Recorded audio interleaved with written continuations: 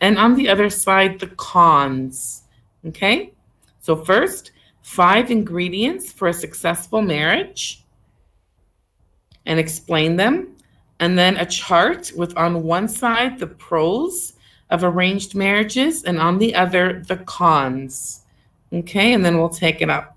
Any questions?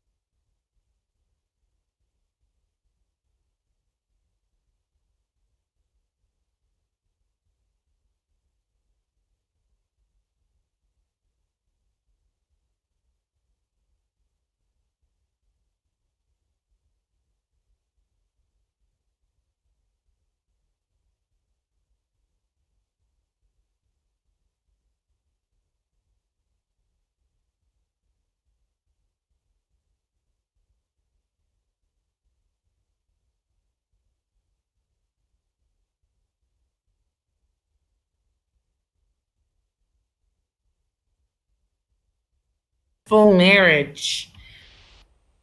Jason, I wrote passion. and what Because do you mean by that? love without passion can become dull in the long run. Without passion, partners can become bored or feel like every day is a routine, and that can lead to separation. Lord have mercy. Let me tell you, Jason, it is very difficult to sustain passion for many years. I myself have been married for 22 years. And it's very difficult to sustain passion for a long time, but okay, good. Passion, definitely. Um, Leba, give me an ingredient for a successful marriage. Trust. So there's Okay, no room for doubt or trust issues.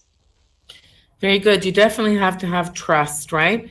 And if trust is broken, you know, it's very difficult to get it back. You have to work a lot to regain that trust. Jasmine, You have to give the person time, because if you don't give them time, then your relationship won't be stronger. what do you mean by giving them time? Time for what? Like you have to give them like time. You can't be like always doing your own things, if you know what I mean. Oh, You you have to put mean time for them. Oh, you mean you have to spend time together? Yeah, you have to like put time towards them. Oh, very good. Interesting. Yes, definitely. And sometimes couples get so involved with, their work, for example, that they don't make time for each other. Or if they have young kids and they're so involved with work and the kids and they don't make enough time for each other, eventually they grow apart. Gabriel? Hello, Miss. My Wi-Fi cut out. Where are we? We're talking about the ingredients for a successful marriage. Do you have one? Yeah. One of them is that you have to trust and be honest, because like you need to always be honest with your partner, because if you lie, then it'll become even more disastrous. Very good. Yes, you need to be honest. Okay, that's a good quality. That's a good quality for any relationship that you have is honesty. Okay, Tasia.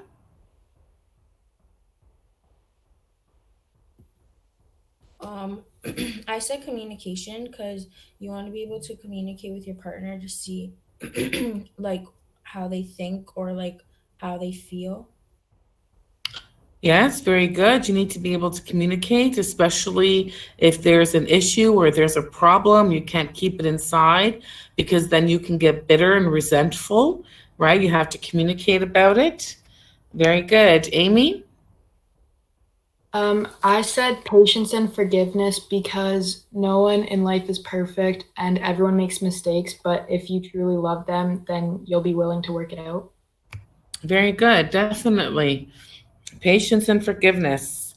Okay, so you guys all have really good ingredients for a successful marriage. Excellent. Now, the author, as I said, was born in Lebanon, and she's from Lebanon. She writes in Arabic, so the story that we're writing today has been translated to English. Okay, and she writes about an arranged marriage gone wrong. So we know that in many cultures, arranged marriages are the norm, and parents arrange marriages for their children based on mutual compatibility, social class, and sometimes the bride and the groom have a say in the matter as long as their parents approve. Here in Canada, we don't really practice arranged marriages as much, but I mean, it still exists. And there can be pros and cons to arranged marriages. So Maya Career, give me a pro to arranged marriages. A pro is not having to stress about finding somebody. Yes, most definitely. You're not going to end up being 40 years old and single, right? So yeah, that's a good one. Give me another pro. Harsimran? Similarities in culture and traditions. Yes, very good. Sometimes it can be difficult if you're bridging two cultures, or especially if you're bridging two religions, right? This way you have the similarities in culture and traditions and religion. That's a good one. I didn't think of that. Gian? Financial sustainability will be greater because one person may be richer and it'll help the other family. Okay, I think they kind of tend to choose people of the same social class, right? So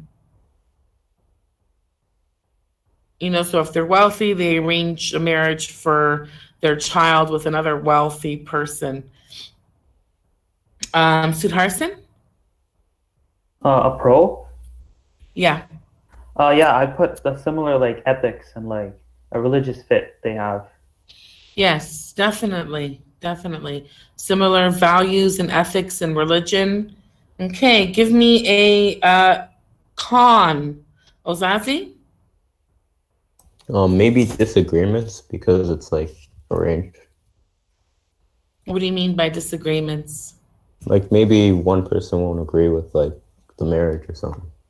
Okay, so maybe you will be arranged to someone that you don't get along with, or you don't want to marry. Is that what you mean? Yeah.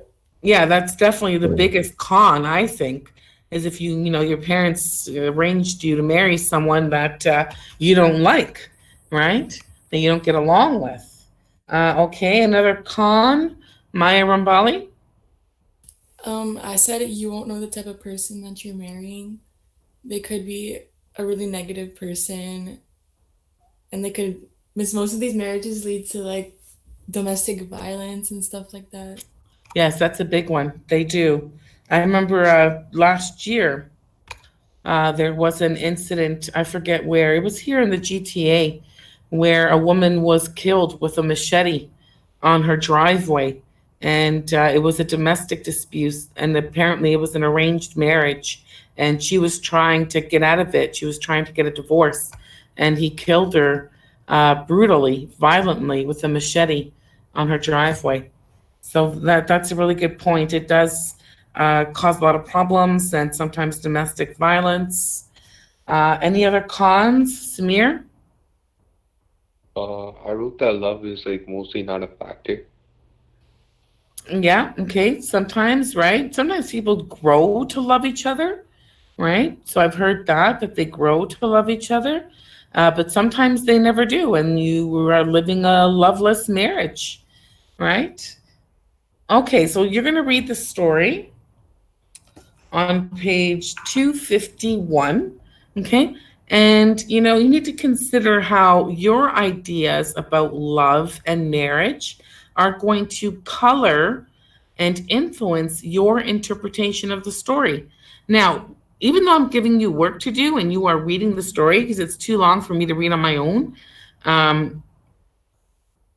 you are to stay on camera. Do you understand? I need to see that you are here. It is no different than being in class. You can't just get up and leave if you're in class. You can't do it at home either. So on camera, read The Persian Carpet, page 251, and then answer questions 1 to 4, and then we'll take it up. I think you're going to like the story.